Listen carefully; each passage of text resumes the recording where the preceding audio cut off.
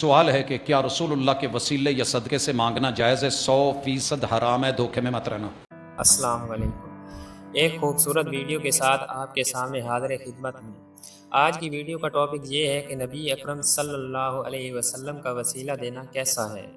کچھ علماء کرام کہتے ہیں کہ نبی اکرم صلی اللہ علیہ وسلم کا وسیلہ دینا شرک ہے، لیکن دوسری طرف کچھ علماء کرام کا کہنا ہے کہ نبی اکرم صلی اللہ علیہ وسلم کا وسیلہ دیا جا سکتا ہے۔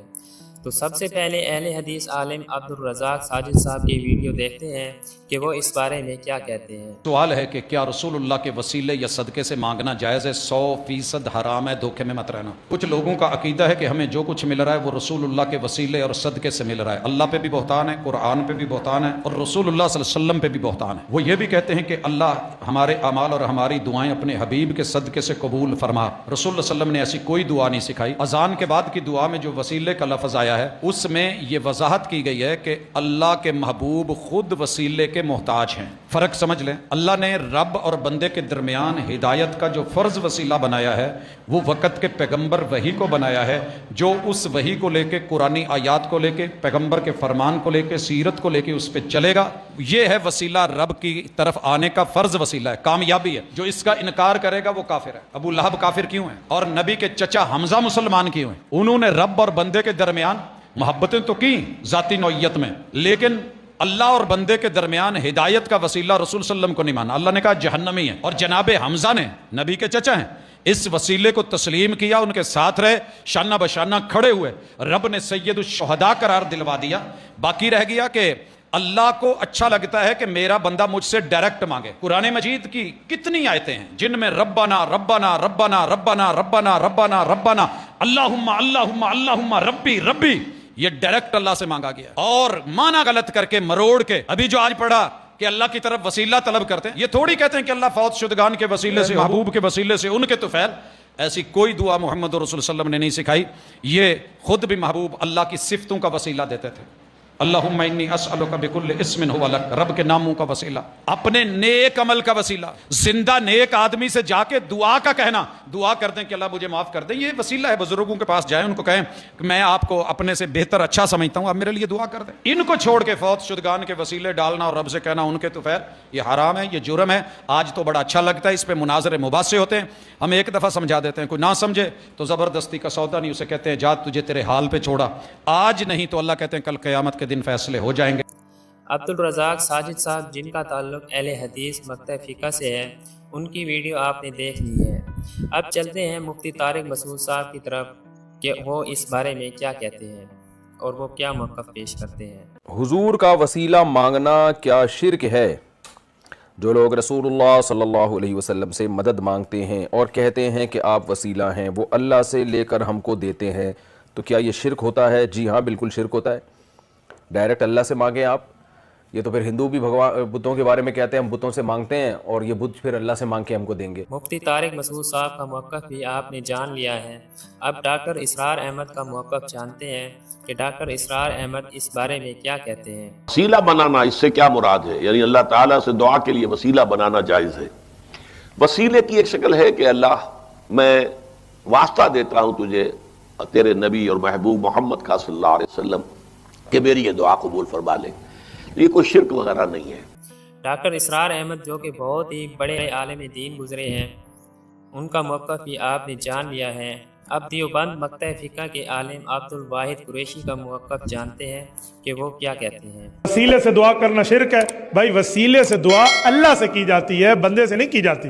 قرآن کریم سورت نمبر 2 سورت البقرہ آیت نمبر 190، اللہ نے وسیلے کو جائز فرمایا ہے۔ وَقَانُوا مِن قَبْلُ يَسْتَفْتِحُونَ عَلَى الَّذِينَ كَفَرُوا، فرمایا پچھلے لوگ جب کافروں سے جنگ کرتے تو حضور پاک کا وسیلہ دیتے، پچھلی امتوں کے لوگ، اللہ انہیں فتح عطا فرماتے۔ تو یہ وسیلے کی بات کو رب کریم نے قرآن میں بطور جواز نقل کیا ہے، اس پر رد نہیں کیا۔ تو اس طرح مانگیں اللہ حضور کے وسیلے سے ہمیں دے دے، اللہ صحابہ اہل بیت کے وسیلے سے ہمیں دے دے، تو یہ اللہ سے مانگنا ہے، اللہ سے مانگنا کبھی شرک نہیں ہو۔ مفتی عبدالواحد قریشی کا موقف آپ نے جان لیا ہے۔ اب ایک اور عالم شیخ توصیف الرحمان راشدی صاحب کی ویڈیو دیکھتے ہیں اور ان کا موقف جانتے ہیں۔ بخاری کے اندر حدیث میں آتا ہے، عمر بن خطاب رضی اللہ عنہ کے دور کے اندر، عمر بن خطاب رضی اللہ عنہ کے دور کے اندر قحط ہوا، تو وہ نبی کے چچا کو لے کر آئے اور کہا اللہ جب تک نبی زندہ رہے وہ ہمارے لیے دعا کرتے تھے، اب وہ فوت ہو گئے، آپ کے پاس آگے اب یہ ان کا چچا ہے، یہ دعا کرتے ہیں ان کی قبول فرما کر ہمیں بارش عطا فرما دے۔ تو شخصی وسیلے دینا نہ قرآن میں اس کی تعلیم ہے نہ نبی کی حدیث میں اس کی تعلیم ہے۔ اللہ کے اسماء و صفات کا واسطہ دیجئے، اپنے نیک عملوں کا واسطہ دیجئے، کسی نیک اللہ کے ولی سے دعا کروائیے، یہ جو ہے واسطہ پنجتن پاک کا، واسطہ ہے صدقہ حسین حسن کا، یہ تمام چیزیں اسلام کے اندر ناجائز ہیں، حرام ہیں یہ طریقہ۔ اور اگر کسی کے پاس جایا جائے اور اس سے کہا جائے کہ آپ ہی ہمارے لیے، ہماری سنتا نہیں ہے اور آپ کی موڑتا نہیں، سیم یہی عقیدہ ابو جہل کا تھا، ما نعبدہم الا لیقربونا الی اللہ زلفی، ہماری آپ کے آگے آپ کی اس کے آگے، ہماری سنتا نہیں ہے آپ کی موڑتا نہیں ہے۔ تو یہی عقیدہ مشرکین مکہ کا تھا اور یہی عقیدہ آج کے مشرک۔ شیخ توصیف الرحمان راشدی صاحب کا موقف آپ نے جان لیا ہے، یہ اہل حدیث مکتب فقہ سے تعلق رکھتے ہیں۔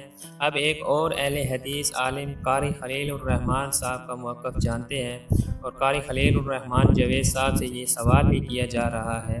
یہ بات بہت مشہور ہے کہ حضرت آدم علیہ السلام کی توبہ نبی اکرم صلی اللہ علیہ وسلم کے وسیلے سے قبول ہوئی تھی، تو اس بات پر قاری صاحب روشنی ڈال رہے ہیں، تو ہم بھی جاننے کی کوشش کرتے ہیں کہ وہ کیا موقف پیش کرتے ہیں۔ یہ سننے میں ایک آیا ہے کہ آدم علیہ السلام دنیا میں سب سے پہلے انسان، اللہ کے نبی، جب یہ جنت سے نکالے گئے، بڑا مشہور واقعہ ہے، جنت سے جب یہ نکالے گئے تو اس وقت جنت کے دروازے پہ انہوں نے ایک کلمہ لکھا دیکھا، غالباً اس میں نبی مکرم صلی اللہ علیہ وسلم کا نام کہا جاتا ہے کہ ان کا نام لکھا ہوا دیکھا۔ تو جب یہ دنیا میں آئے تو انہوں نے اس نام کا وسیلہ دے کر اللہ سے دعا کی تو ان کی توبہ قبول ہوئی۔ یہ بات بھی صرف جہلاء میں مشہور ہے اور قرآن مجید کی صریحاً نصوص کے خلاف ہے۔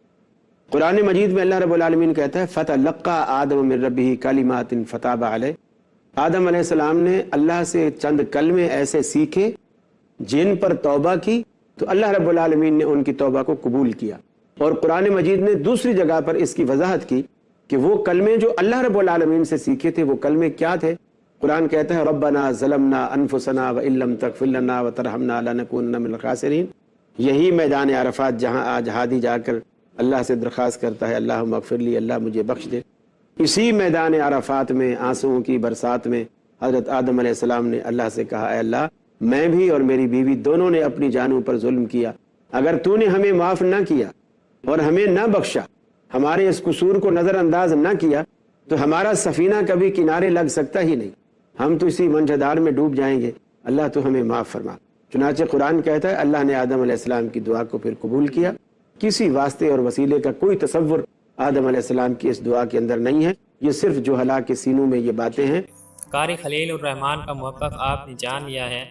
اب مولانا مدنی صاحب جن کا تعلق فیصل آباد سے ہے اور لوگ انہیں سوشل میڈیا پر بہت پسند کرتے ہیں، ان کا موقف جانتے ہیں کہ وہ اس بارے میں کیا کہتے ہیں۔ اللہ کے رسول دے صدقے یا توفیق یا کوئی اتنے کئی لوگ ہیں جنہاں دے پیٹ جڑے آفر جاندے کم ہو جاندہ خراب، اصل یہ گل نہیں۔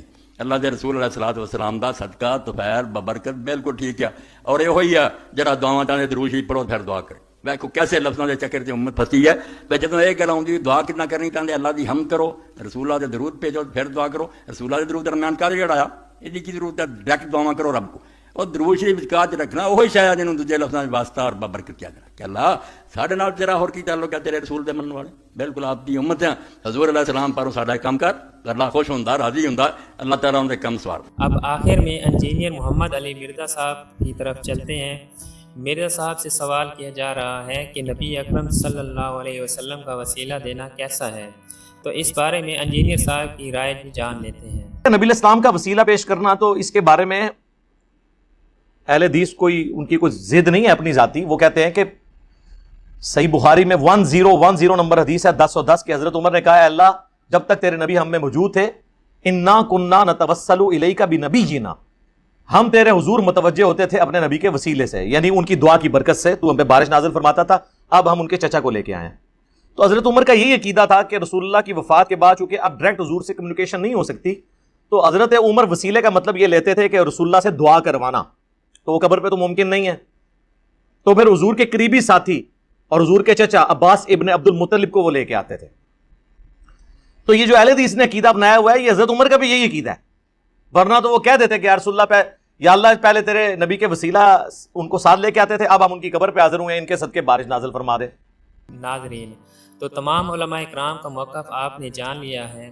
تمام علماء کرام کا موقف آپ تک پہنچانے کا مقصد کسی قسم کی فرقہ واریت یا کسی قسم کی دل آزاری نہیں، بلکہ آپ کو معلومات فراہم کرنا ہے۔ اگر آپ ہماری اس کوشش کو پسند کرتے ہیں تو ویڈیو کو لائک اور شیئر ضرور کریں اور چینل کو سبسکرائب کرنا نہ بھولیں۔ اللہ تعالی ہم سب کو صراط مستقیم پر چلنے کی توفیق عطا فرمائے۔ السلام علیکم۔